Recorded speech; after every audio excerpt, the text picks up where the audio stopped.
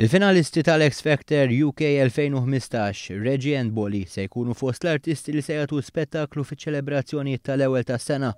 Biex bekk għall-ewwel darba se jieħdu sehem artisti barranin b'dawn id-dettalji tħabbru l-ħamis filgħodu waqt konferenza tal-aħbarijiet fi Pjazza San George fil-Belt Valletta.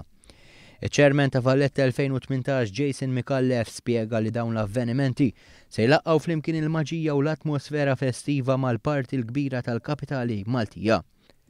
Il-mużika se tikkomplementa projezzjonijiet innovattivi li ħejjew flimkien l-Emcast u l-Fondazzjoni 2018.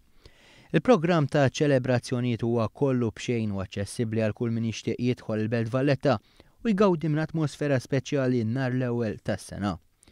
Il-Ministru għall-Kultura Owen Bonici esprima sodisfazzjon tiegħu għal mod ta' kif pajjiżna rnexxielu jattira l-attenzjoni fuqu permezz ta' dawn iċ-ċelebrazzjonijiet.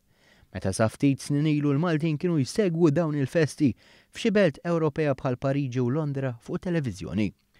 Il-Ministru qal li dan se jsir permezz ta' spettaklu ta' valur għoli li jiġbed lejh il-pubbliku ġenerali kif ukoll it-turist li jkun qed iqatta l-btala tiegħu hawn Malta. Iċ-Chairman tal-Awtorità Turiżmu Gavin Gulija saħaq fuq l-importanza li tissaħħaħ il-kwalità tal-prodott offrut Malti għax dan huwa l-aktar fattur importanti li jkompli jagħmel il-Malta destinazzjoni unika.